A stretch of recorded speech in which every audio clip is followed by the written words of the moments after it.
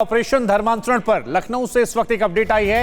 UP ATS के हाथ लगा धर्मांतरण वाला फॉर्म। यूपी एटीएस को उमर और जहांगीर के ठिकाने से 81 फॉर्म मिले हैं। धर्मांतरण के लिए बाकायदा एक फॉर्म ये गैंग भरवाया करता था और इसके अलावा राजीनामा भी लिखवाता था। फॉर्म में केरल, मध्य प्रदेश और गुजरात के लोगों का नाम है। उर्दू में भरा जाता था धर्मांतरण का फॉर्म। यूपी एटीएस को उमर और जहांगीर के अड्डों से धर्मांतरण करने वाले 81 लोगों के फॉर्म मिले हैं। आपको बता दें, बाकायदा फॉर्म भरना पड़ता था। इस फॉर्म के जरिए उनके बारे में पूरी जानकारी ली जाती थी, किस धर्म के हैं, मौजूदा नाम क्या है, उसके बाद इस्लाम में जिनका नाम बदला गया, तमाम चीजें। मनीष हमारे संवाददाता हमारे साथ लखनऊ से जुड़ रहे हैं। मनीष, ये धर्मांतरण का जो फॉर्म पकड़ा गया है, इसमें क्या डिटेल्स है, इसकी क्या जरूरत थी और क्या इसको लेकर रोल था पूरे धर्मांतरण कार्यक्रम में, जरा समझाइए दर्शकों को। देखिए शुभांकर, इस फॉर्म को समझें तो उसमें सारी डिटेल जो धर्मांतरण करने वाला व्यक्ति है उसके बारे में है। जो एजेंट धर्मांतरण करा रहा है उसका भी नाम है। जैसे जो पीडीएफ फाइल बरामद हुई है उसमें मुफ्ती जहांगीर का नाम है। जहांगीर ने जितने लोगों का धर्मांतरण कराया उसका डेटा वो मेंटेन रखता था। फॉर्म में नाम, पते से लेकर किस धर्म में अभी हैं और इस्लाम में कन्वर्ट होने के बाद उनका क्या नाम होने जा रहा है और पुराना नाम क्या है, ये सारी जानकारी रखी जाती थी। और ख़ास तौर पर एक स्टेटमेंट जो छपा हुआ है और एक अलग से ऑप्शनल स्टेटमेंट होता था जिसे खुद अपनी हैंड राइटिंग में भरना होता था जो धर्मांतरण करने वाला व्यक्ति है। उसमें ये व्यवस्था की गई थी कि मैं अपनी मर्जी से धर्मांतरण कर रहा हूँ, इसका वो पहले ही सर्टिफिकेट ले लेते थे। तो ये पूरी जानकारी नहीं तो मनीष, क्या ये खुद को बचाने के लिए था कि एक राजीनामा आप लिखवा लेते हैं, या इसके पीछे कोई बड़ा गैंग था जो पूरा रिकॉर्ड मेंटेन कर रहा था? वजह क्या थी इसको लेकर, जरा ये भी समझाइए। देखिए बिल्कुल जो पूछताछ में जानकारी सामने आई है उसमें एक कवर लेने के लिए, ताकि अगर कहीं कोई इस तरह का खुलासा होता है और चीज़ें सामने आती हैं तो कोई लीगल रूप से एक्शन न लिया जा सके और ये बताया जा सके कि हम कोई जबरन काम नहीं कर रहे हैं, बल्कि लोग तैयार हैं, लोग हमारे इस्लाम से प्रभावित हैं और इस चक्कर में हम लोग उन्हें धर्मांतरित कर रहे हैं। हम केवल उन्हें लीगल सपोर्ट दे रहे हैं, हम उन्हें सहयोग कर रहे हैं। उसको ध्यान में रखते हुए ये पूरा ढांचा बनाया गया था और इस तरह का स्टेटमेंट लिया जाता था। जो अभी पूछताछ चल रही है उसमें ये सारी बातें सामने आई हैं। कुछ मोबाइल में और भी डिटेल हैं जिन्हें एटीएस ने साझा नहीं किया है, लेकिन बहुत खुफिया डिटेल है। इसके अलावा जिन एजेंसियों की मार्फत, इसमें शुभांकर एक जानकारी और दे दूं, लखनऊ की एक सोसाइटी है अल हसन एजुकेशनल वेलफेयर फाउंडेशन जो कि रहमान खेड़ा में है। वहाँ से जो जानकारी मिली है, उमर, गौतम और मुफ्ती जहांगीर वहाँ पर भी अक्सर आते रहे हैं। उनका फाइनेंशियल ट्रांजैक्शन की भी डिटेल एजेंसियों को हाथ लगी है, उसके बारे में भी पड़ताल की जा रही है। जो संस्था चलाते हैं नजीब, उनका कहना है कि जैसे आम लोगों की उनसे मुलाकात हुआ करती थी ऐसे ही उनकी मुलाकात हुई है। वो उनके मदरसे में आया करते थे और ये मदरसा बीते 2 साल से बंद है।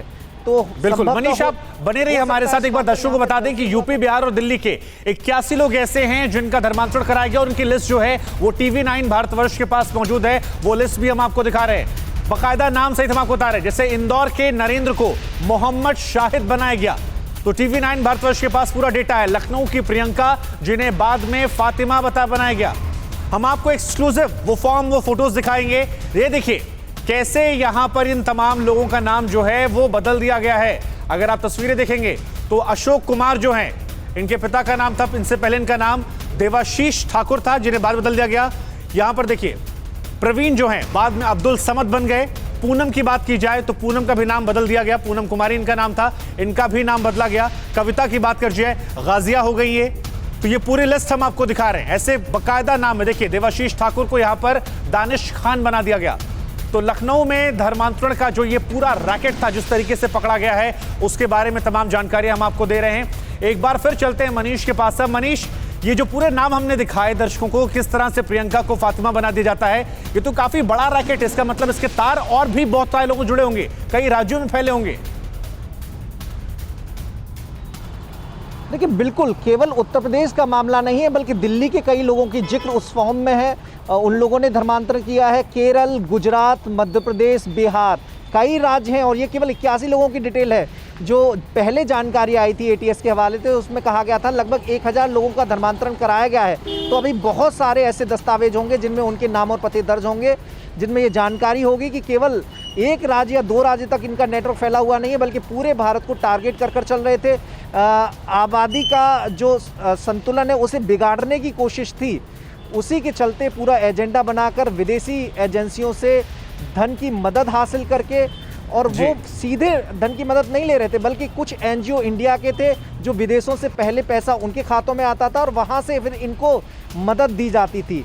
एजेंसियां वहां तक भी पहुंच रही हैं, उसमें कई सारे राज्य हैं जहां के मनीष, NGO एक सवाल आपसे यहाँ पर और भी है कि जिन लोगों के नाम बदले गए हैं, जिन्होंने धर्मांतरण किया है, क्या इनमें से कोई ट्रैक हुआ, इनसे बातचीत हो पाई कि इनकी वजह क्या थी? पैसों को लेकर किया गया, जोर जबरदस्ती किया गया, ब्रेन वॉश किया गया, वजह क्या निकल कर है, अगर बात हो पाई हो तो?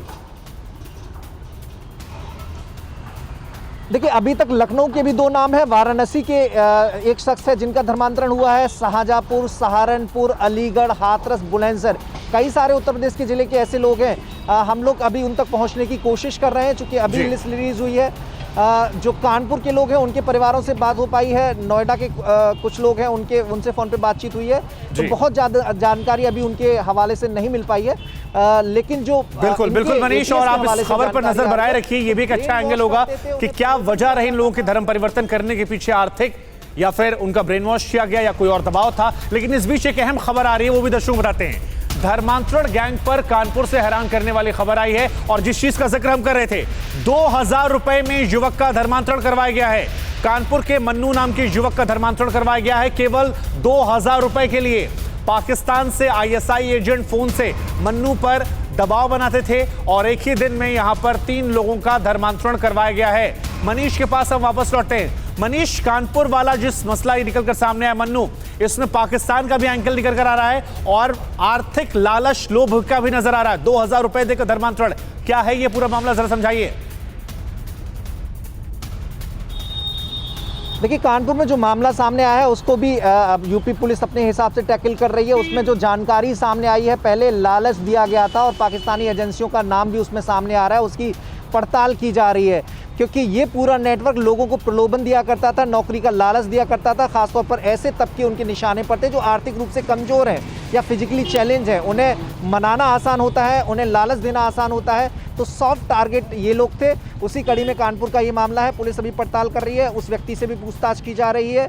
किन लोगों का फ़ोन आया करता था, विदेशी कॉल हुआ करती थी, वो सारी चीज़ें अभी पुलिस ने डिस्क्लोज नहीं करी है, लेकिन अभी इस मामले में पड़ताल चल रही है। लेकिन इतना तय है कि नेटवर्क ऐसे लोगों को खासतौर पर निशाना बनाता है जो निम्न आय वर्ग के होते हैं। बिल्कुल, और जैसे जैसे परत दर परत खुलेगी उसके बाद बहुत सारे खुलासे हो सकते हैं। मनीष, शुक्रिया आपका, आप लगातार नजर बनाए रखिए, हम आपके पास लौटेंगे।